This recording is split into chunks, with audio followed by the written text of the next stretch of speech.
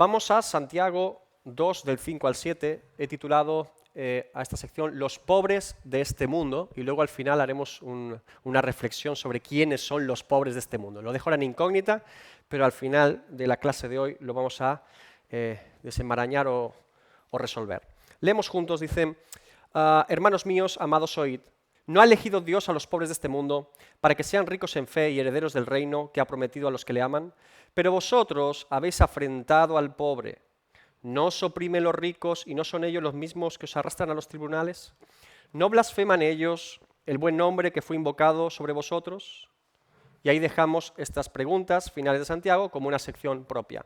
Lo primero que quiero mencionar es que, no sé si recuerdan que en el capítulo 1 yo les di una interpretación sobre la primera vez que Santiago menciona a los ricos. Yo les dije en aquella ocasión, recuerdan esa sección, decía: el hermano que es de humilde condición, el pobre, gloríese en su exaltación, pero el que es rico en su humillación, porque él pasará como la flor de la hierba, porque cuando sale el sol con calor abrasador, la hierba se seca, su flor se cae y perece su hermosa apariencia, así también se marchitará el rico en todas sus empresas. Y yo argumenté en aquel momento que no creía que Santiago se refiriese a un hermano rico y un hermano pobre, sino que desde el principio distinguía entre un creyente que es pobre en ese momento, son habitualmente pobres, y ricos de la sociedad, que no son creyentes. Y uno de mis argumentos era que a medida que iba desarrollando el texto el propio Santiago, no parecía indicar que una flor que se cae, alguien que se marchita en todas sus empresas, es el destino final de un creyente rico, sino que sería la vida eterna como el pobre. Y por eso argumenté en aquel momento que consideraba que había una distinción entre Santiago en toda su epístola, pobre que es creyente y rico que no lo es. Evidentemente es una interpretación propia. Otro podrá decir, pues no, yo entiendo que es a creyente, rico y pobre. Hay comentaristas que en el capítulo 1 creen que se refiere a creyentes ricos y pobres.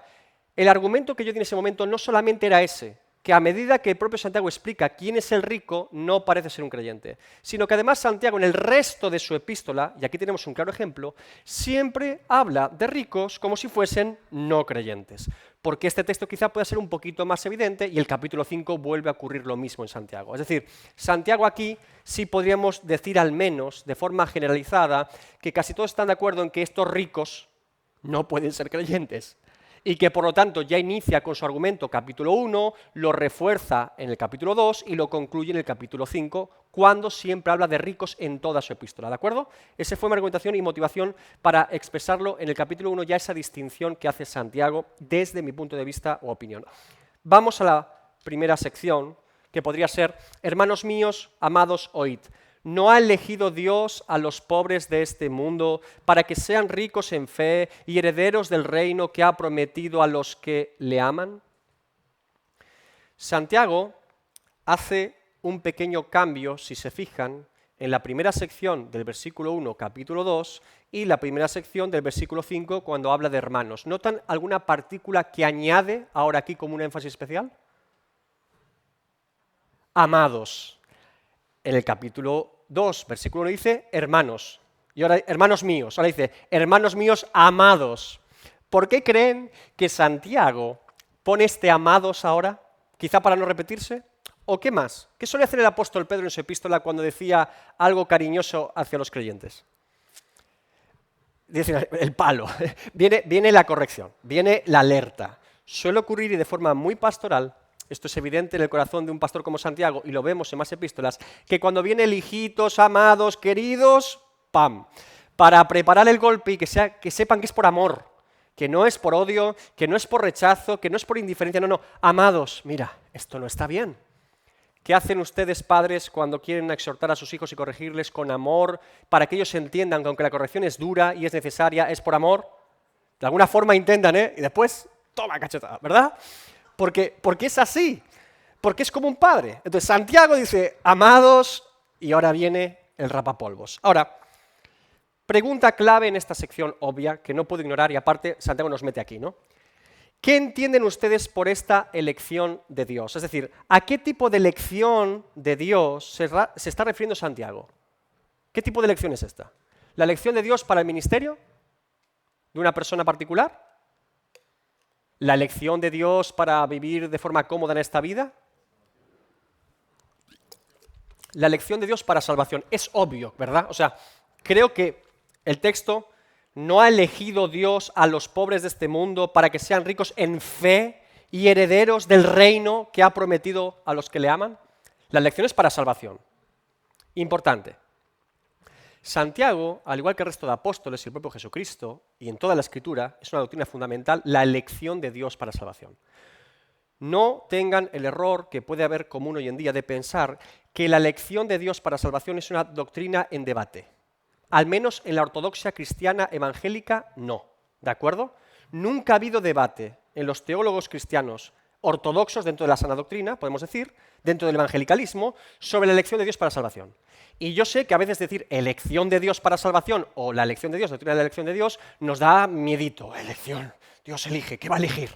¿Y cómo va a elegir, no? O que algunos han utilizado la elección de Dios para yo soy elegido de Dios y vivo como un no elegido de Dios. Para excusar, pero yo lo soy. O sea, pongo como pretexto que soy elegido por Dios para salvación, pero vivo como un sinvergüenza y como alguien que no es elegido por Dios para salvación. Lo que demuestra en todo caso que el problema lo tiene el ser humano y no Dios cuando elige. Porque Dios sabe a quién elige y cómo lo salva. Pero la persona puede confundir dicha elección por su propia conveniencia o confusión, ¿de acuerdo? La elección de Dios para salvación no es un debate. Esto está en común acuerdo en la ortodoxia cristiana.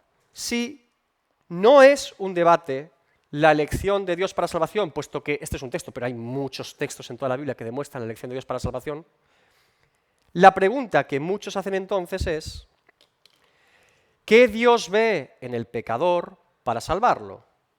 ¿Dios exige alguna condición en el pecador para elegir salvarlo? ¿Ve algo en el pecador para elegir salvarlo? Yo les hago la pregunta, y a poder ser con alguna argumentación bíblica. ¿Ustedes qué creen? ¿Creen que Dios ve algo en el pecador y dice, este pecador por este motivo sí y este pecador por este motivo no? ¿O no ve absolutamente nada del pecador? Lo pongo en opinión, de hecho voy a poner la siguiente diapositiva. Opinión doctrinal. Estamos en espacio de foro, ¿vale? De debate. Levanten la mano y puedan contestar tranquilamente, abiertamente. Adelante. En tu caso solo crees que el pecador aporta al pecado y por lo tanto nada Dios ve en él. ¿Más opciones? De la misma masa Dios hace vasos de honra y vasos de deshonra para su gloria. Bien. ¿Alguna otra opinión? Porque yo le voy a dar a la mía. Arrepentimiento como condición fundamental. Ve en la persona un arrepentimiento previo. ¿Vale? Bien. ¿Más? Si la persona hace un arrepentimiento y Dios lo ve antes, sería una obra de la persona arrepentirse y sería una salvación por obras. Sería un debate interesante. ¿Vale? Allá sería si es salvación por gracia o por obras en función de lo que la persona ve o hace. Ese sería un debate posible. Yo voy a entrar en mi opinión personal.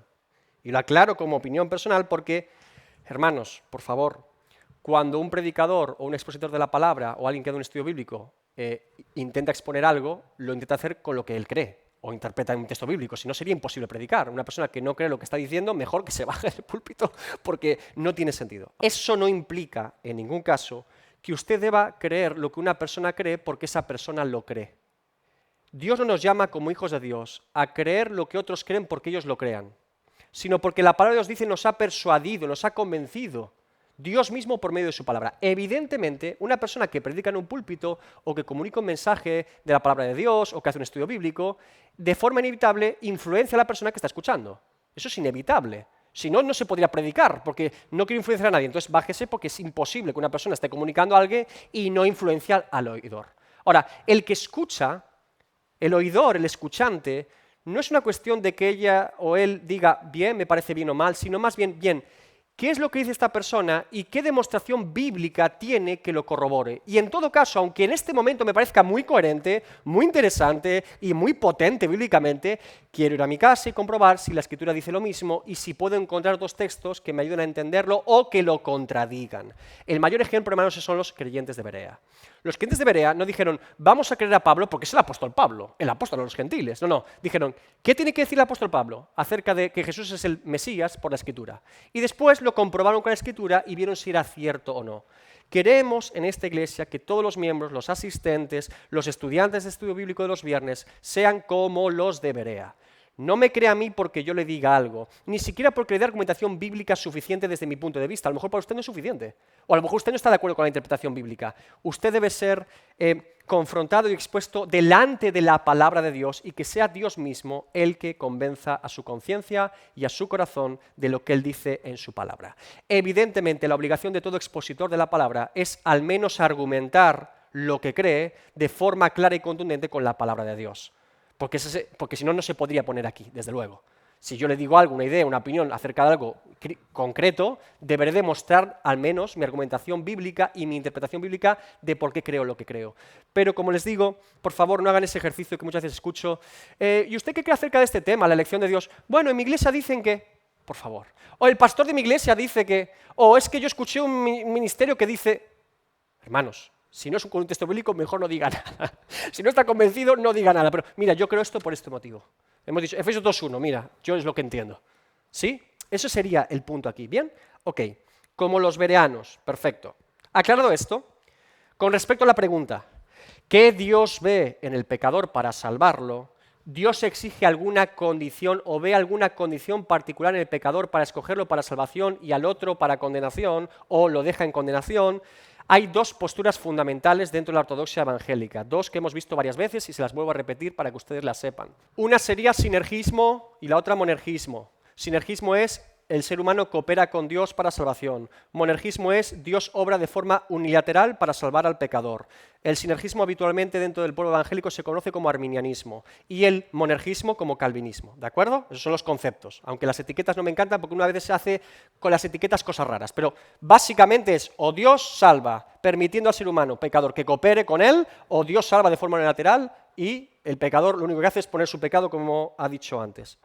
El sinergista o arminiano dirá que lo que Dios ve para elegir a ese pecador es la elección de ese pecador por Dios. Es decir, que cuando Dios viene con su gracia, en su presciencia y preconocimiento, Dios ya sabe cómo va a responder ese pecador a dicho acercamiento de parte de Dios. No niega la gracia preveniente inicial para tocar y mover el corazón de esa persona, ellos llaman regeneración parcial, pero que en ese punto de libertad la persona dirá sí o no. Y a los que Dios sabe que dicen sí, Dios los escoge para salvación. Por lo tanto, todos los que Dios escoge para salvación dirán que sí, porque sabe que dirán que sí. ¿De acuerdo? La elección del ser humano en respuesta a la gracia que proviene de Dios. Dios escoge salvarlo porque esa persona dirá que sí ante la proposición de Dios. Los calvinistas o monergistas dirán que lo que Dios ve para elegir al pecador, dentro del pecador, es absolutamente nada. Que no ve nada dentro del pecador para escoger a ese pecador para salvarlo. Y que Dios, por lo tanto, lo único que ve para salvar a ese pecador no es nada en el pecador, sino el amor que siente Él por ese pecador. ¿Sí? Por eso es monergismo, porque lo que ve Dios es lo que Él ve hacia Él, no lo que esa persona haya hecho, ¿de acuerdo? Ahora, ¿dónde está la polémica? En mi opinión particular, y esto es mi opinión, y por eso es el argumento, es que los dos textos sede fundamental, donde se podría intuir o decir, o aclarar o afirmar que Dios ve la elección de esa persona, o el sí o la respuesta, no están claros en el texto de forma explícita. No se explica en el texto que eso realmente es así. Se habla de preconocimiento de Dios, pero no se dice qué implica dicho preconocimiento de Dios. No dice el texto, y Dios conoce de antemano lo que la persona escogerá. Si ese fuese el problema, ya está, resuelto el problema, se cierra el debate. Pero no dices el texto. Fíjese los dos textos sede fundamentales de este asunto, en el caso arminiano, 1 de Pedro 1:1-2. Pedro, apóstol de Jesucristo, a los expatriados en la dispersión del Ponto, Galacia, Capadocia, Asia y Bitinia, elegidos, aquí está la elección, según la presciencia de Dios. El preconocimiento de Dios, está claro. Dios Padre en santificación del Espíritu para obedecer y ser rociados con la sangre de Jesucristo, gracia y paz os sean multiplicadas. Por cierto, un texto trinitario fantástico el de Pedro. Hay un preconocimiento de Dios, estamos de acuerdo, pero ¿qué significa dicho preconocimiento? Otro texto del apóstol Pablo, Romanos 8, muy conocido, dice, porque a los que antes conoció, ahí está la presciencia, preconocimiento, también los predestinó para que fuesen hechos conformes a la imagen de su Hijo, para que Él sea el primogénito entre muchos hermanos, y después dirá que esa predestinación llega hasta la gloria. ¿Sí? En Romanos 8:30. El sinergista afirmará aquí que la presciencia de Dios es que Dios sabe lo que el pecador elegirá, resistir o no la gracia. Es decir, que el preconocimiento de Dios es ese conocimiento antes de lo que el pecador va a hacer y por lo tanto lo elige para salvación.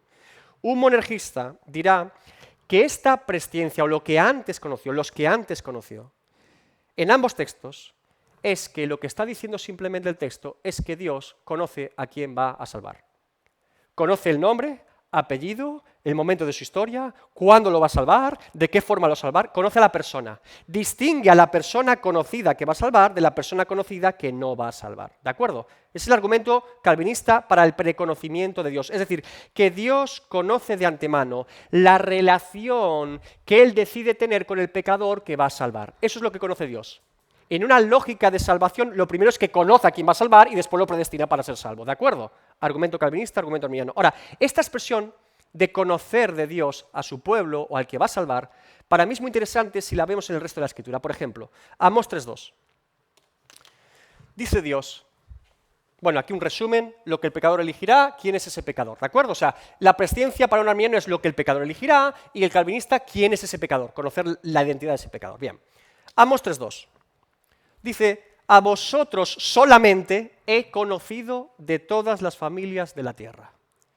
¿Está diciendo Dios por medio del profeta que Dios solamente conoce a los hijos de Israel que ha escogido como su pueblo? ¿Está diciendo eso? ¿Dios no conoce al resto de criaturas que Él mismo ha creado? Dios las conoce a todas. Pero este conocimiento de Dios, de forma explícita, se refiere a un conocimiento especial por aquellos que ha escogido como su pueblo. Creo que es un ejemplo bastante interesante. Por eso Pablo dice a los que antes conoció, no a lo que antes conoció de ellos, sino a las personas que antes conoció. Bien, por lo tanto, desde mi punto de vista considero que la enseñanza más correcta en este sentido es afirmar que Dios no ve nada en el pecador para escogerlo. Ni su raza, ni su dinero, como dice aquí Santiago, ni su sexo, ni su pasado, ni su pecado, ni su carácter, ni sus virtudes, ni sus obras, ni sus pensamientos. Absolutamente nada. Pues nada bueno o digno podría ver Dios en un pecador para querer escogerlo, pues todos son pecadores. Por lo tanto, lo único que Dios ve entonces para elegir a ese pecador es su amor por ese pecador. Ejemplos evidentes que sí son claros en la Escritura desde mi punto de vista. Efesios 1:3-5. Dice Pablo, bendito sea el Dios y Padre de nuestro Señor Jesucristo, que nos bendijo con toda bendición espiritual en los lugares celestiales en Cristo, según nos escogió, la elección, en Él antes de la fundación del mundo, para que fuésemos santos y sin mancha delante de Él, en amor, habiéndonos predestinado para ser adoptados hijos suyos por medio de Jesucristo, según el puro afecto de su voluntad. Si es por el puro afecto de su voluntad, es por lo tanto que no ha visto nada en mi voluntad, sino que lo ha visto todo en la suya por la que me escoge. Que Dios no ve nada determinante en mi voluntad hacia Él, sino toda la voluntad que Él tiene hacia mí. ¿Se entendió? Otro ejemplo muy sencillo, Deuteronomio 7:7-8. No por ser vosotros más que todos los pueblos os ha querido Jehová y os ha escogido, pues vosotros seréis el más insignificante de todos los pueblos, sino por cuanto Jehová os amó. El amor de Dios es el motor y el motivo de la elección. Noten el énfasis de Santiago en esta sección, porque dice, Dios ha elegido a los pobres de este mundo para un propósito, ser ricos en fe y herederos del reino de los cielos. Es decir, el motivo por el que estos pobres en el mundo ahora son ricos en fe y tienen asegurada su herencia celestial con Dios por la eternidad es porque Dios los ha elegido. Ni más ni menos, no hay otro motivo. Dios ha elegido a ese pobre para que sea rico en fe y para que tenga la vida eterna. El apóstol Pablo dice algo muy similar en... Pregunto, ya he dicho apóstol Pablo y es mucho. ¿Algún texto del apóstol Pablo en este caso que diga algo muy parecido a lo que acaba de decir Santiago en esta sección? ¿Lo han encontrado? Fue una pregunta que les puse en WhatsApp. Lucas 6:2. Luego hablaremos de ese tema, si es el sermón del monte o el sermón del llano. Ahí luego les daré un tip muy interesante. Corintios, Susana, adelante. 1:26-29, leemos. Dice, por ejemplo, pues mirad, hermanos, vuestra vocación, que no sois muchos sabios según la carne, ni muchos poderosos, ni muchos nobles, sino que lo necio del mundo escogió Dios para avergonzar a los sabios. Y lo débil del mundo escogió Dios para avergonzar a lo fuerte. Y lo vil del mundo y lo menospreciado escogió Dios, y lo que no es, para deshacer lo que es, a fin de que nadie se jacte en su presencia. Uno de los motivos principales de la elección de Dios de pobres socialmente hablando, es que nadie se jacte en su presencia diciendo yo lo alcancé por mi dinero, por mi virtud, por mi sabiduría, por mis buenas obras o por mis méritos. Es evidente, con esta frase también hay que aclarar, que Santiago nos está refiriendo que todos los pobres de toda la sociedad de aquel tiempo, de todas las sociedades, son elegidos por Dios por el hecho de ser pobres y por eso los salva. Si no, alguno diría, bueno, ya sé cuál es la solución, voy a vender todo lo que tengo, lo doy a la beneficencia, me quedo debajo de un puente y Dios me va a salvar y me va a escoger para salvación. No, no confundamos esto. Lo que está diciendo es que a todos los pobres que Dios ha elegido, los salvará. ¿Sí? Porque los ha elegido para salvarlos. Ese es el grupo de pobres a los que Santiago se refiere, a los que son elegidos para salvación, el resto no. No vaya a ser, como digo, que alguno piense que se tiene que hacer mendigo y pobre físicamente para hallar la salvación, ¿no? Y alguno preguntará, ¿por qué este pobre sí y por qué este pobre no? ¿Por qué este rico sí y por qué este rico no? Eso queda en el secreto y sabiduría de Dios, que es el que elige y no yo. ¿Quién sería yo para decir por qué sí o por qué no? Eso queda en el secreto y en la sabiduría divina. Y gracias que es Dios quien elige y no nosotros, porque haríamos un destrozo. Dejen que Dios haga lo que sabe hacer, porque Él es el soberano. Ahora, está claro que Santiago nos quiere mostrar aquí una elección libre y soberana de Dios para salvación. Y al mismo tiempo, que Dios no mira el dinero de una persona para salvarla. Ambas cosas son ciertas. Dios escoge para la salvación de forma soberana y no ve nada en el pobre o rico por su dinero o su falta de dinero. ¿De acuerdo? Esas dos cosas parecen bastante claras en el texto bíblico. Y una vez más, vemos un paralelismo directo entre las palabras de Santiago y el Sermón del Monte, porque hay dos textos muy similares a lo que acaba de decir Santiago. Mateo 5.3, bienaventurados los pobres en espíritu. Mateo dice pobres en espíritu, ¿no? Porque de ellos es el reino de los cielos. Lucas dice un matiz diferente, lo hemos leído antes. Lucas 6.20 era, no 6.2, 6.20. Y alzando los ojos hacia sus discípulos, decía, bienaventurados vosotros los pobres. ¿Nota la diferencia? Vosotros, los pobres que Dios ha escogido para la salvación, porque vuestro es el reino de Dios. Y Santiago nos dice, ¿no ha elegido Dios a los pobres de este mundo para que sean ricos en fe y herederos del reino? Notan una vez más la similitud de Santiago con el Sermón del Monte durante toda su epístola. Esta es una evidencia más. ¿Ven que pongo un interrogante aquí en Sermón del Llano? Que he puesto aquí Sermón del Monte, Mateo 5, que sería de 5 al 7, y Lucas 6, Sermón del Llano. ¿Por qué he puesto un interrogante? Vamos con el dato curioso de la noche. Dato curioso. He puesto nuevos apéndices en el... Fantástico. Dato curioso. Algunos comentaristas bíblicos más recientes, diría, no los clásicos, pero sí los más actuales y recientes, afirman que el sermón que encontramos en Lucas 6 de Jesús, que tiene muchos paralelismos con Mateo 5, 6 al 7, el sermón del monte, que aparece Jesús en el monte, no es el mismo sermón, sino que son dos sermones diferentes, porque hay un detalle en el Evangelio de Lucas que dice que estaba en lo llano predicando. Ese es el motivo por el que dicen que son dos sermones diferentes en el ministerio de Jesús. Los comentaristas clásicos siempre han afirmado que es el mismo sermón, simplemente que Mateo lo sistematiza de forma ordenada, todo completo, y Lucas solo pone partes de él en su evangelio. Y que cuando dice llano en Lucas, simplemente dice que en la montaña buscó un lugar llano dentro de la montaña. Por lo tanto, es un sermón, pero en dos evangelios diferentes, y otros ahora dicen que son dos sermones. Con todo, yo diría que no parece un único sermón en el ministerio de Jesús. Parece más bien que Mateo recopila un sermón que era el principal del ministerio de Jesús y lo pone todo junto en Mateo de 5 al 7. Si usted lee el Evangelio de Mateo, a diferencia que el de Lucas y el de Marcos, los tres son sinópticos, pero Mateo parece más organizado.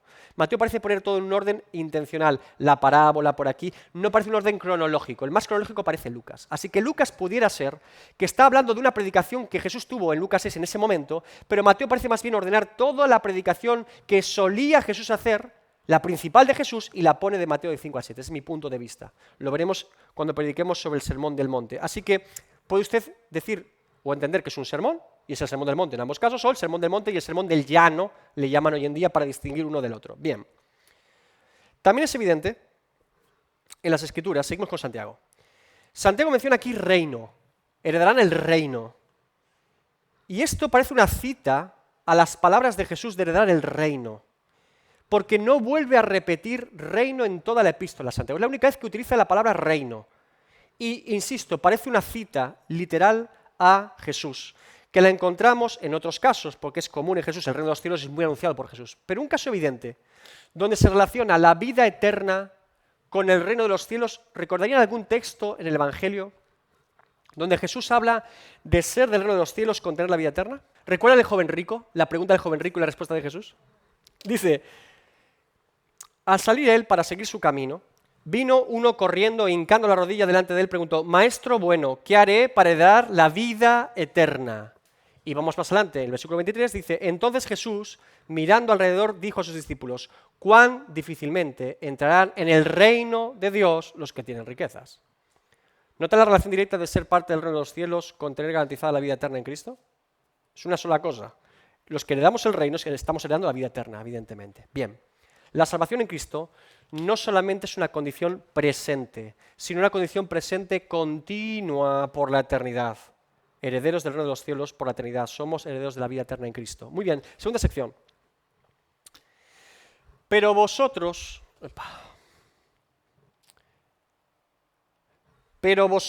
habéis afrentado al pobre. Fuerte, Santiago, muy fuerte. Santiago sigue hablando de los primeros 4 versículos cuando ya ha afirmado que hay acepción de personas en las iglesias en las que está escribiendo. Que ha oído o ha sabido de alguna forma que están haciendo acepción de personas cuando un rico y un pobre llegan al mismo lugar, el mismo día a la iglesia. 2 visitantes, uno rico y otro pobre, y hacen acepción de personas tratando mejor al rico que al pobre. Habéis afrentado al pobre. La palabra griega utilizada es atimazo, que significa literalmente deshonrar, afrentar, hacer padecer. Habéis hecho padecer a los pobres. Le he puesto diferentes ejemplos donde se utiliza esa palabra en el Nuevo Testamento griega. Pregunto, ¿por qué ellos habían afrentado al pobre con su actitud de acepción de personas? ¿Por qué creen esta amonestación tan fuerte de Santiago? Doctrinalmente hablando, lo que están haciendo es inaceptable. Eso estamos de acuerdo. Pero ¿por qué estos clientes particulares son amonestados de forma tan fuerte y severa por Santiago? ¿Qué conoce Santiago de ellos? Que para Santiago es todavía algo más imperdonable, por así decirlo. ¿La ley? Bien. Que un judío debía ayudar a los pobres porque estaba en la ley judía y ellos eran judíos creyentes. Bien. Hemos dicho, doctrinalmente inaceptable, eran judíos y sabían el contexto de ayudar a los pobres, viudas y huérfanos. Yo diría un concepto más de estos creyentes en particular. ¿De dónde venían estos creyentes? ¿De qué iglesia? ¿De dónde habían sido esparcidos? ¿De la iglesia de dónde? De Jerusalén. Bien. La iglesia de Jerusalén, si ustedes leen Hechos de los Apóstoles y las epístolas de Pablo, es una iglesia pobre. Estos hombres, estas mujeres que habían sido dispersados por la persecución en su iglesia local, eran pobres, la mayoría de ellos. Ellos tenían esa condición social.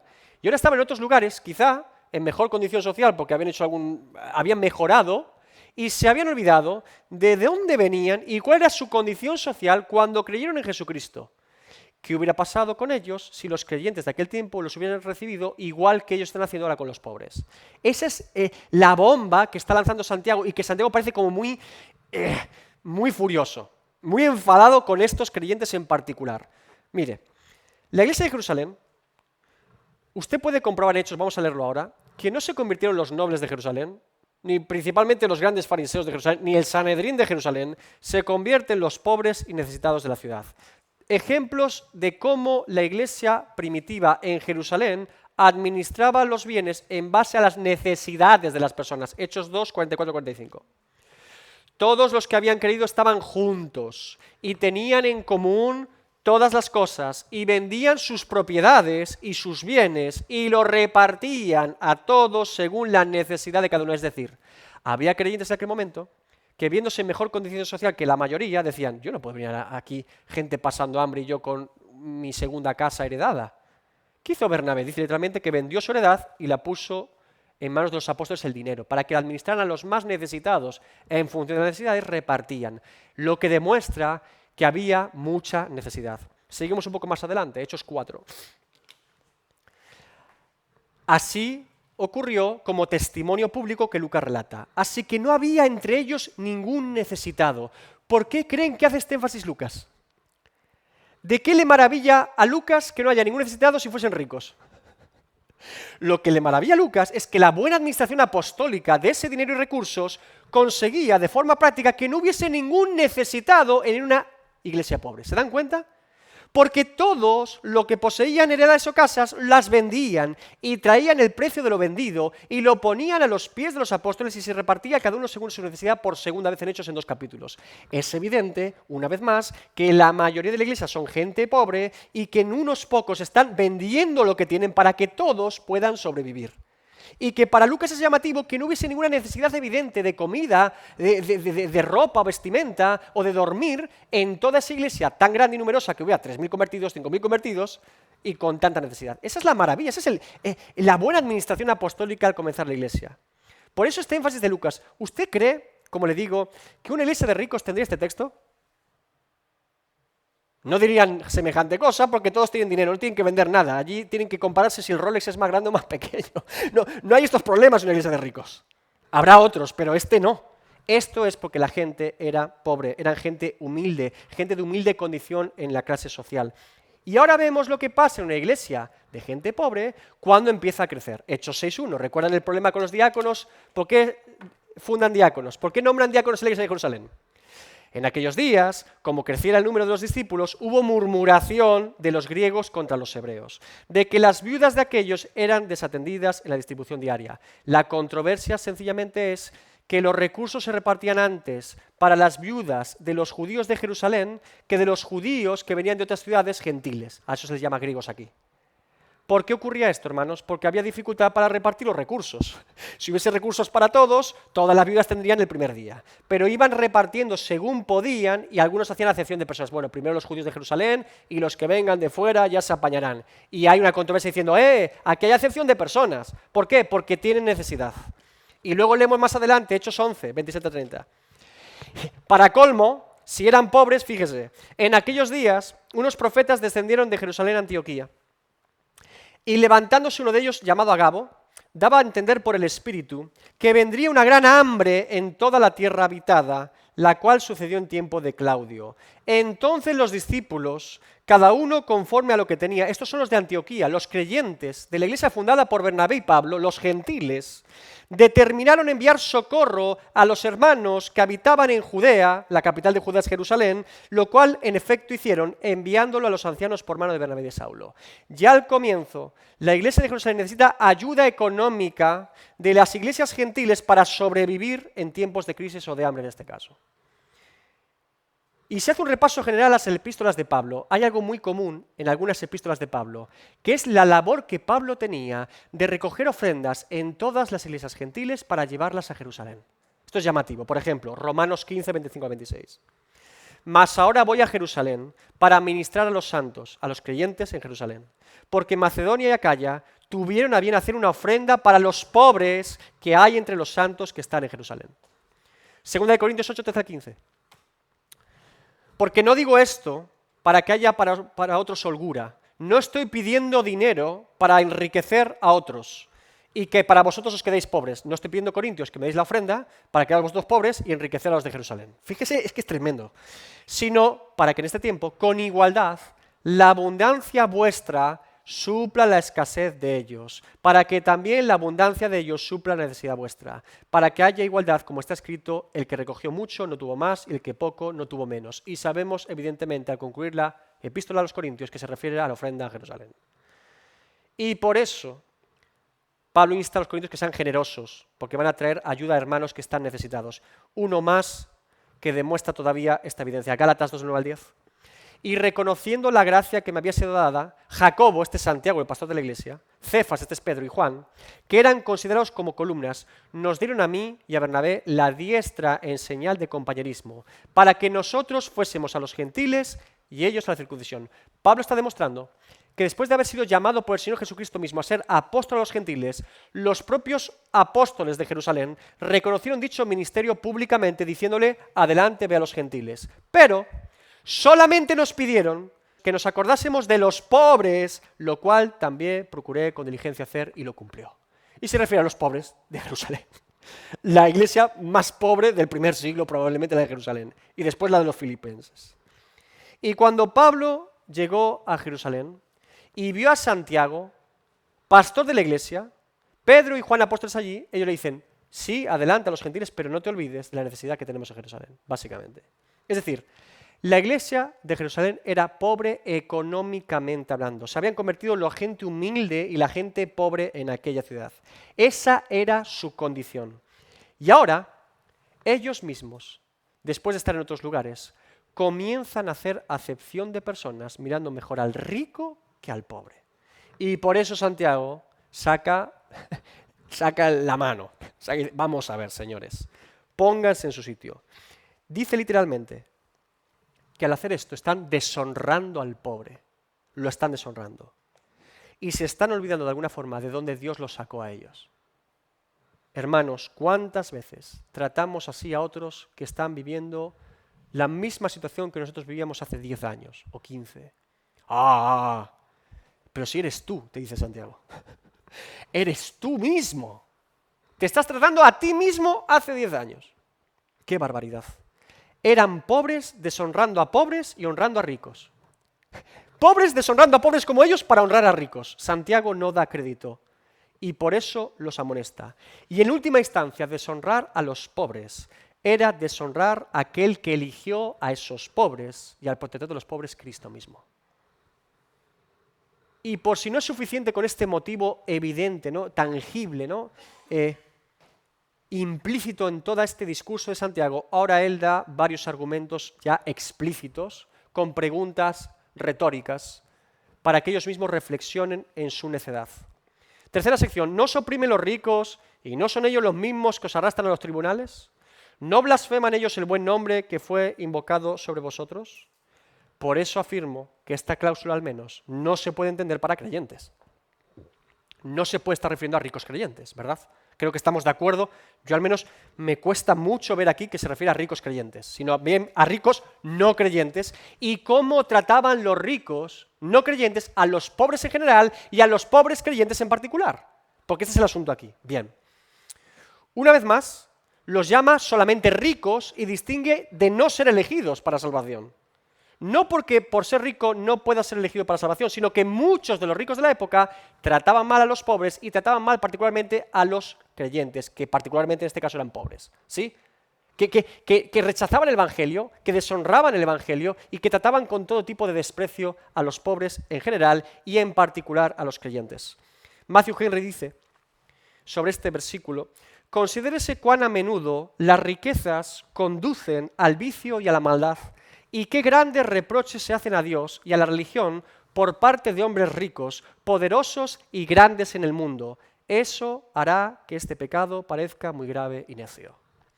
Es habitual que una persona rica, con seguridad en sí mismo y en sus bienes, desprecie el Evangelio, desprecie la fe, desprecie la religión verdadera y a un creyente. Esto es cosa de pobres, esto es cosa de necesitados, yo tengo todo lo que necesito, ¿verdad? Es habitual, es algo común. Pregunto, en esa sección que acabamos de leer, ¿cuántos ejemplos expone Santiago del trato inadecuado de los ricos para con los pobres creyentes o para con los creyentes? ¿Cuántos ejemplos está poniendo aquí? ¿No os oprimen los ricos y no son ellos los mismos que os arrastran a los tribunales? ¿No blasfeman ellos el buen nombre que fue invocado sobre vosotros? ¿Cuántas preguntas realmente hay aquí? ¿2 o 3? 3. Hay 3. Plantea 3 ejemplos específicos. Primero es, ¿no os oprimen los ricos? Segundo es, ¿no os arrastran ellos a los tribunales? Tercero es, ¿no blasfeman ellos el buen nombre que fue invocado entre vosotros? Son 3 ejemplos prácticos de lo que ellos mismos podían comprobar de cómo los ricos los trataban a ellos. ¿Vale? Ahora, el primer ejemplo de maltrato que Santiago quiere señalar es la opresión de los ricos a los creyentes y en general a los pobres de aquel tiempo. ¿Sí? Ese es el primer ejemplo que quiere tomar él. Dice, ¿no se explotan los ricos? ¿No os obligan a trabajar en condiciones penosas durante mucho tiempo al día y no os pagan el jornal que merecéis? Santiago sabe la respuesta y la va a dar en el capítulo 5. Santiago 5 dice, vamos a los ricos, llorad y aullad por las miserias que os vendrán. Vuestras riquezas están podridas y vuestras ropas están comidas de polilla. Vuestro oro y plata están enmohecidos y su moho testificará contra vosotros y devorará de todo vuestras carnes como fuego. Habéis acumulado tesoros para los días postreros. He aquí clama el jornal de los obreros que han cosechado vuestras tierras, el cual por engaño no les ha sido pagado por vosotros, y los clamores de los que habían segado han entrado en los oídos del Señor de los ejércitos. El argumento que está dando Santiago lo demuestra en el capítulo 5, una vez más, habla de ricos, que no pueden ser creyentes en este caso, pero aquí lo que está diciendo Santiago es, ¿no sois vosotros los que trabajáis por un jornal miserable que ni siquiera os pagan para esos ricos? ¿No se están explotando esos ricos que tratáis con respeto, cariño, con pompa? Hoy viene el noble romano, viene el noble a la iglesia. Ese mismo noble te está despedazando la espalda a trabajar como... Santiago es consciente que los ricos de la época se están aprovechando de los pobres de la época para no pagarles el jornal que les corresponde por su trabajo. Y ahora ese mismo rico eventualmente llega a la iglesia junto a un pobre el mismo día, y ese pobre que está destrozado de ser explotado por el rico trata mejor al rico que al pobre. Pero si tendría que ser casi al revés, tendría que decir al rico fuera, usted vaya a ser la iglesia de los ricos, ¿no? Y resulta, lo curioso y llamativo, es que trata peor a su compañero de fatiga que al que los está explotando a los dos. No tiene ningún sentido. Segundo ejemplo. Santiago toma que los ricos lo que hacían también contra los creyentes en aquel tiempo, como eran influyentes y poderosos, era influenciar en los tribunales judiciales para acusar a los creyentes y que fuesen llevados a la cárcel o incluso muertos por causa de su fe. Eran los que movían las denuncias para sacar a todos los cristianos de la ciudad. Y tenemos evidentemente ejemplos bíblicos que lo demuestran. ¿Recuerdan ustedes en Filipos de Macedonia? Hechos 16 al 23, leanlo en su casa. ¿Quiénes son los que denuncian a Pablo por expulsar el demonio de la pitonisa? Los dueños y propietarios de esa mujer que hacía adivinación y que han perdido gran ganancia porque ahora no adivina nada. Los que se enriquecían con ella. ¿Y a quién acusan? Al cristiano Pablo diciendo, oye, este está blasfemando el nombre del emperador. ¿Se dan cuenta? Otro ejemplo similar. En Éfeso, ¿quién denuncia a los cristianos en Éfeso? Tienen que saber muy bien Hechos para entender las epístolas y todo lo que leemos. Contexto histórico. ¿Quién denuncia en Éfeso a los creyentes? Hay un hombre en particular que dice que por causa de los cristianos no están vendiendo estatuillas de Diana de los Efesios. ¿Quién es? Venga. Empieza por D, termina por trio. Demetrio el platero. Demetrio el platero dice, me están quitando el dinero y como sigan predicando el evangelio nos vamos a arruinar todos. Otra persona influyente en la ciudad consigue convocar una turba entera para que vayan todos al teatro y durante 2 horas digan, Diana de los Efesios, grande Diana de los Efesios. 2 horas allí, parecía un campo de fútbol. ¿Sí? Los ricos influenciaban en los tribunales y en la sociedad general, movían las multitudes en contra del Evangelio de Jesucristo. Segundo motivo que da Santiago. Y tercer ejemplo y motivo o causa. Santiago toma como ejemplo que los ricos de aquella época, al negar y rechazar el Evangelio de forma evidente, blasfeman, injurian y calumnian el nombre de Cristo mismo. Pues es evidente que el buen nombre que fue invocado entre los cristianos del primer siglo era Cristo. El buen nombre del que habla Santiago, aunque no lo dice explícitamente, es Cristo. Y ellos están blasfemando el nombre de Cristo. Era evidente en aquel tiempo que la clase social más lejos del Evangelio y que más rechazaba el Evangelio eran los ricos.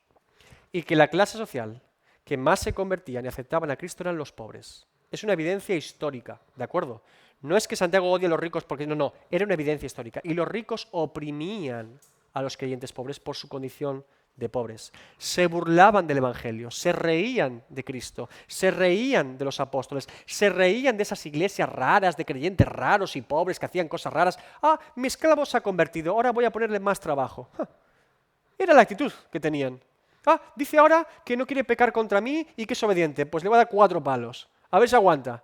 Literalmente. ¿Y qué hacía ese pobre cristiano esclavo? Aguantar, para la gloria de Dios. Qué cosa tan terrible, ¿verdad? Es muy importante, hermanos, porque esta quizás es la reflexión o aplicación para nosotros en esta noche. Si un pobre por miedo al rico, o por querer favorecer al rico, o congraciarse con él, o sacar algún favor de él, callaba su boca cuando ese rico blasfemaba el nombre de Cristo con su indiferencia y con su antagonismo al Evangelio, ese pobre estaba siendo copartícipe de dicha blasfemia. Así de contundente es la historia. Porque cuando nosotros permitimos la blasfemia de otros contra Cristo y cerramos la boca, estamos siendo copartícipes de alguna forma con esa actitud de esa persona.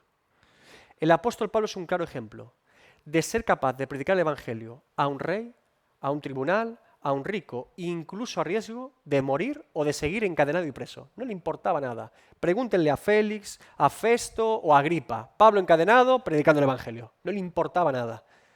Si ellos querían hablar de Jesús, él iba a hablar de Jesús entonces. Él quería demostrar cuál era su fe y quién era su Señor. Esto debe ser así siempre, hermanos. Si alguien dice algo que no es cierto sobre el Evangelio y sobre Jesucristo, el creyente tiene la obligación de defender la fe y el nombre de Cristo en ese instante, sin titubear en un segundo. Si alguien está dispuesto a decir algo que no es cierto sobre mi Señor, yo siento la obligación natural de contradecir dicha afirmación y presentar mi fe ante esa persona. No porque Dios necesite ser defendido por nosotros. No piense que usted va a salvar a Dios y a Jesús, hacemos estas cosas. No, no, no. La idea no es esa. La idea es que ante cualquier confusión, engaño, mentira o blasfemia sobre Cristo, un creyente debe ser testimonio y predicar la verdad allí mismo. Porque si una persona es capaz de decir mentiras sobre Jesús delante de mí, entonces yo tengo que ser capaz de decir la verdad sobre Cristo delante de ella. Tan sencillo como eso. Tú estás dispuesto a decir blasfemia sobre mi Señor, yo te voy a decir quién es mi Señor. Si yo te tengo que escuchar a ti, tú me vas a escuchar a mí. ¡Ay, me van a partir la cara! Pues con la cara rota para la gloria de Dios en casa. Hay un testimonio de un predicador una vez que se puso en una taberna a predicar el Evangelio, hablando de la misericordia, de la gracia, del perdón y de los pecados. Y un borracho allí se levantó y le dio un bofetón que le quitó 4 dientes. Ese predicador del Evangelio, con gran solemnidad, aguantando el golpe y con la cara hinchada, escupió los 4 dientes y dijo, si me permite seguir predicando, terminaré, aunque me quede sin dientes. Sabía dónde se metía. Pero, hermanos, matizo también. Una cosa puede ocurrir, nos ocurre muchas veces, creo que a todos, que usted con buena intención le quería predicar el Evangelio a un compañero de trabajo, a un familiar, y usted con paciencia, con humildad, orando al Señor, no precipitándose, Señor, y ¡pam! Me lanzo. Pues mira, ¿no? Te lanzas. Y la persona dice, no, tu fe para ti, mi incredulidad para mí, cierra la puerta. Si cierra la puerta, tenemos que entender que la que puede abrir esa puerta es la oración. Y Dios, no nuestra verborrea. Cerró la puerta, lo intenté varias veces, no funciona, se endurece. Bien, Señor, si mis palabras no sirven en este momento, yo voy a orar para que mis palabras puedan servir en el futuro o que tu gracia mueva ese corazón, ¿sí? Entonces, ante una puerta cerrada, la oración es la más eficaz y el testimonio. Oración y testimonio hablando en el corazón más duro si el Espíritu Santo los utiliza para su gloria. Si esa persona me dice no, es no. Pero por lo tanto eso implica que él tampoco puede hablar de mi Dios, ni de mi Señor, ni decir cosas acerca de mi fe. Si la puerta está cerrada de ambos lados. Lo que no puede ser es que esta persona me diga no a lo que yo tengo que decir acerca de Jesús o de mi Dios y él no tenga problema delante de mí de decir cualquier barbaridad. No, claro, no es un trato justo. No estamos en igualdad de condiciones. Tú dices no a mi fe, pero tú dices sí a tu incredulidad delante de mí. No. Si es un no, respetamos a ambas partes para llevarnos bien, si quieres, y si no, entonces yo te confronto. A mí me ha pasado en alguna ocasión con mi jefe. No, bueno, lo que tú creas me parece bien, pero tal. Vale, bien, lo que yo crea me parece bien. Ni se te ocurra decir algo sobre mi Dios. Ni te atrevas. Claro, porque a mí sí me importa. Y a ti no, entonces como a ti no te importa, a mí sí me importa, o no hablamos o hablamos los dos. Pero como tú no quieres que yo te hable, entonces, evidentemente, tú tendrás que callar si no tienes nada bueno que decir. ¿De acuerdo? Entonces, son límites que a veces tenemos que poner en nuestras relaciones con las demás personas. Y ser claros, hermanos, si alguien es capaz de decir algo sobre Jesús que no sea digno de decir, yo tengo muchas cosas que decir de Dios que son dignas de decir. Yo tengo muchas cosas que decir sobre mi Salvador y Señor que son dignas de decir públicamente. Tenemos de nuestro lado a Dios mismo, hermanos. No tengamos ningún tipo de impedimento, ni de vergüenza, ni de temor a hacerlo. Todo lo contrario. Quizás es una oportunidad que Dios está poniendo precisamente para lanzarnos. Como digo, el apóstol Pablo es un claro ejemplo en este sentido. Santiago nos habla de los pobres de este mundo, como he titulado esta sección. Mi pregunta es, para la reflexión, ¿quiénes son realmente los pobres de este mundo? ¿Los hijos de Dios o los que no conocen a Dios? ¿Los que no conocen a Dios? ¿Los pobres de espíritu, los creyentes entonces, que son recompensados por su pobreza de espíritu? ¿Quiénes? Los pobres de este mundo, los creyentes porque no tienen ningún afán en este mundo, sino en la vida venidera. Yo diría que los pobres de este mundo somos absolutamente todos, pero con un destino muy diferente. Bendita pobreza, la de los hijos de Dios en este mundo. Y maldita pobreza, la de los ricos o sabios o incrédulos de este mundo, para su condenación. Isaías 49:13, lo leí ayer y me maravilló este texto, lo quise incluir. Cantad alabanzas, oh cielos, y alégrate, tierra, y prorrumpid en alabanza, oh montes, porque Jehová ha consolado a su pueblo, y de sus pobres tendrá misericordia. Pobres en este mundo realmente somos todos los pecadores, pero nuestro destino, el de los hijos elegidos de Dios, es diferente. Bendita pobreza la nuestra, porque estamos en Cristo. Pero hay la calamidad de aquel que no está en Cristo y sigue siendo un pobre, aunque no se dé cuenta. ¿Sí? Bien, termino con la exposición. Dudas y preguntas acerca de lo que les he compartido, o anotaciones a pie de página. Yo creo que es una advertencia muy importante para todas las épocas, a todos los creyentes. Porque raíz de todos los males es el amor al dinero, dice la palabra de Dios. Raíz de todos los males. O sea, que los pecados que mueven al pecador principalmente es la codicia por dinero. Por el dinero se mata, por el dinero se roba, por el dinero se levanta falso testimonio.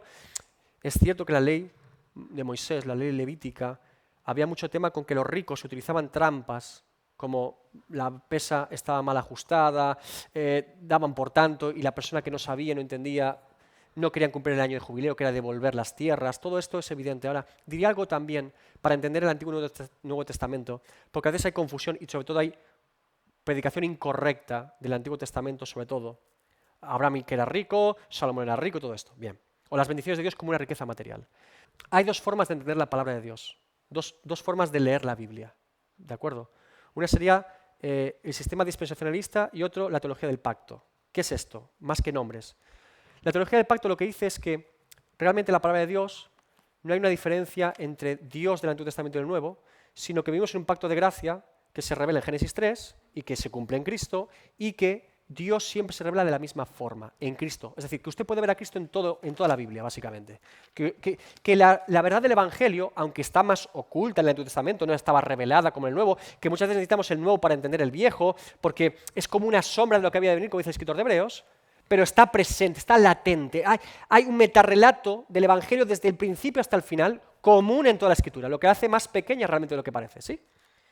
Y el dispensacionalismo dice que Dios lo que hace es diferentes dispensaciones en la economía divina, es decir, que Él va haciendo diferentes espacios de tiempo concretos, donde hace una cosa, quita ese pacto, pone otro, quita, pone, quita, y que en cada momento es una revelación casi diferente de Dios a las personas, hasta tal punto que algunos dicen el Dios del Antiguo Testamento y el Dios del Nuevo Testamento, ¿no? Como si fuese un Dios diferente por algún motivo. Dios es Dios, y se revela en todas sus palabras desde mi punto de vista. Ahora, cuando no hacemos divisiones de esto sí y ya no, esto sí, ya no, por ejemplo, típica, ¿no? Claro, Dios tiene un pacto con Noé, ojo por ojo y diente por diente. Pero Jesús después dice que demos la otra mejilla al enemigo. Es una dispensación diferente. No es una dispensación diferente, es una misma revelación del Evangelio. Lo que pasa es que hay que entender lo que Dios está diciendo en cada caso, desde mi punto de vista. Entonces, cuando entendemos la palabra de Dios como un evangelio latente en toda ella, y leemos el Antiguo Testamento, es evidente que Dios en ese tiempo, que era el evangelio más oscuro, más difícil de entender por las personas, lo hacía de forma física y material. Que la bendición de Dios se podía ver por ellos de forma física y material. Por ejemplo, se considera una persona bendecida aquel que tenía muchos hijos. Y una persona maldecida la que tenía pocos hijos. El que tenía muchas tierras, bendecido. El que tenía pocas, maldecido. El que estaba sano, bendecido. El que estaba enfermo, maldecido. ¿Sí? Dios lo presentaba de forma física y material. ¿Por qué? Porque era la forma más entendible en aquel tiempo de poder entender cómo Dios obraba en base a la obediencia a Dios. ¿De acuerdo? Y siempre que la persona obedecía, parecía bendecida físicamente, y que siempre que la persona desobedecía, venía juicio de Dios. ¿Sí? Bien, normalmente. Incluso Job, cuando Job pasa por todo lo que pasa, Dios después le devuelve con más la bendición, material y económica. Y aquí decimos, pues ahora me está esperando el Ferrari en casa. No, no, no. Ahora, en esa revelación divina de Dios, de cómo Dios obra, usted tiene que entender siempre en el Antiguo Testamento el pueblo de Israel como la iglesia. Normalmente, puede haber excepciones, pero normalmente. Las bendiciones materiales como el fruto del Espíritu y bendiciones espirituales. Los pecados externos y de desobediencia, los pecados también internos y la carne.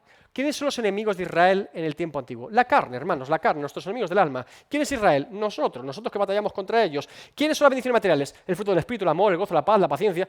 Todo es una sombra de lo que el creyente vive de forma latente siempre. Porque de nada sirve tener 100 millones en el banco y morirte sin Cristo. Entonces, ¿cuál es nuestra bendición? Cristo es nuestra bendición. ¿Cuál es nuestra herencia? Cristo. ¿Quién es mi porción? Mi porción es Jehová, Lamentaciones 3. Es mi porción, es lo que yo quiero, es lo que yo necesito, es lo que a mí realmente tiene valor para mí. Ahora, como una sombra de lo que había de venir, Dios tuvo a bien manifestar a esos judíos étnicos de esa forma su bendición para que lo pudiesen entender. Es la forma más entendible en aquel tiempo del Evangelio.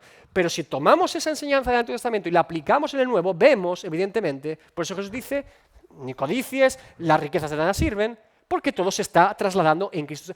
Todo texto que usted lea, fíltrelo por Cristo, la persona de Cristo, la obra de Cristo. Y usted va a poder entender mejor el Evangelio allí. Entonces, cuando vamos al Antiguo Testamento y leemos cualquier texto, ¿cómo veo a Cristo aquí? Es la primera pregunta. Y ahí usted podrá entender mejor el texto. Pero, sin embargo, ocurre. Es decir, Dios nos llama a ser cuerpo, pero somos muy individualistas porque nuestra cultura es muy individualista. Y yo diría que desde la pandemia esto se ha agudizado todavía más. También es verdad que creo por error, y esto es muy difícil de llevar en la labor pastoral, que el creyente considera que si él va a alguien y le dice, mira, me estoy pasando por esto o por lo otro, es como una exposición a ser peor creyente o que lo va a contar a otra persona, por la falta de discreción. Entonces, ha habido muchos traumas y errores en el trato entre hermanos y también la pastoral, diría, de falta de confidencialidad pastoral. Y eso provoca que la gente tenga mucho miedo. Si yo digo algo sobre esta situación en mi vida, la persona me va a juzgar, o no me va a querer ayudar, o lo va a contar a otros. Por este motivo, no digo nada. ¿Por qué creen que hay tantos pastores y ministerios hoy en día que caen en cosas gravísimas y no nos enteramos hasta que lo encuentran con el cadáver en la nevera? Literalmente, prácticamente. Porque ese pastor dice, ¿cómo yo contaré a un compañero de ministerio semejante cosa? A lo mejor me roba a los miembros. O a lo mejor lo dice a otro y me avergüenza. O a lo mejor me quitan el poder ser pastor. En lugar de estar pensando en la restauración, está pensando en la consecuencia exterior que tendría ante los hombres. Pero ahora, eso es un problema del orgullo humano. Siempre es un tema de orgullo.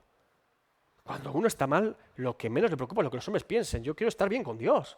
Levanto la mano, porque si no soy capaz de salir de ahí, que alguien me ayude. Dios utilice lo que sea necesario para yo salir de ahí. Pero es una actitud de madurez, requiere madurez por ambas partes. El que recibe esa necesidad y el que está en necesidad. Es un ejercicio de madurez, la administración de la iglesia. Los diáconos, el ministerio de diaconía en las iglesias, eran las personas que se encargaban de distribuir los bienes de la iglesia a los pobres. Solo existían para ese motivo. O sea, nuestra diaconía, en este caso, en la iglesia, principalmente es en obra social, porque administran bienes de la iglesia, en este caso ropa o alimento, para personas que lo necesitan. Y el don que esas personas necesitan, lo pone Pablo en Romanos, es la buena administración, el saber identificar la necesidad y también el engaño, y administrar correctamente los bienes. Todo ministerio pastoral o en la economía de una iglesia debe tener buena administración, evidentemente que sí, pero que es algo muy importante el hecho de cómo gestionar esto. Ahora, con todo diría que sigue habiendo la necesidad principal que es espiritual y esa no se va a arreglar con dinero y con pan. Entonces, Santiago realmente no está diciendo que hay una mala administración de ellos no dando a los pobres y demás, sino va a invitar a que lo hagan. Lo que está diciendo es que ellos están cometiendo un error de no ver la necesidad espiritual del rico por ser rico. O sea, que están viendo como, no sé, una persona buena por el hecho de ser rico y una persona mala o de peor trato por ser pobre, siendo ellos pobres. No tiene sentido. Porque siguen la mentalidad judía del Antiguo Testamento, pobre maldecido, rico bendecido. Y ahí está el error. ¿Recuerdan cuando Pedro les dice, una vez más y cierro ya, ¿recuerdan con el joven rico? Cuando Jesús dice, muy difícil es que un rico entre en el reino de los cielos. ¿Qué dicen los discípulos? Entonces, ¿quién entrará? Porque ellos siguen pensando en la mentalidad judía del Antiguo Testamento, que es un rico bendecido por Dios. Dios lo ama y por eso da riquezas. Y Jesús le dice, no habéis entendido el Evangelio en el Antiguo Testamento. No habéis entendido cómo funciona este sistema. Entonces, lo que tenemos que entender es que al final, estar en paz con Dios es lo que va a marcar nuestra diferencia en nuestra vida. Tengamos riqueza o no, tengamos salud o no. Estar en bien con Dios es lo más importante. De hecho, les digo más. A veces en nuestra vida cristiana vivimos mucha fatiga, ansiedad, angustia, inseguridad, todo esto. ¿Le digo cuál es el secreto verdadero de volver al gozo inefable? Pregúntese siempre, ¿cómo he llegado hasta aquí y quién me sostiene? Señor, vale, sí, todo está muy... ¿Cómo he llegado hasta aquí? ¿Qué hago yo aquí? ¿De dónde vengo? ¿Qué hago yo aquí hoy? ¿Y qué es lo que me espera contigo? Se acaban los cuentos, se acaban las tonterías. Lo miras a Él y dices, Señor, gracias. Y te vuelve el regocijo, te vuelve la alegría, sabiendo que estás en Él y que Él va a preservarte hasta el final. Entonces, Señor, tú me has traído hasta aquí, has sido fiel, seguirás siendo fiel, se me van los cuentos chinos, voy a gozarme en ti, en tu presencia, voy a leer tu palabra, voy a amarte, a orarte, a adorarte, porque ese es el punto del creyente, recuperar siempre nuestra mirada en Él. Cuando miramos a otro lado, como Pedro, cuando andaba sobre esa tempestad, empezamos a hundirnos, pero si nos fijamos solamente en Él, vas a caminar. La fe siempre camina hacia Él, nunca para de caminar hacia Él. Decía John MacArthur, el creyente no se tiene que mirar la perfección, sino la dirección. No somos perfectos, pero ¿hacia dónde me dirijo? ¿Hacia quién voy? Para tú identificar un verdadero creyente, no fijes su perfección, no la tiene, sino su dirección. ¿Hacia dónde apunta? Apunta a Cristo. Ese va a terminar en buen puerto. Va a terminar en buen puerto. La dirección es correcta. La perfección, solo en Cristo. La dirección debe ser hacia Él todos entonces, porque Él es el perfecto y el santo. Amén.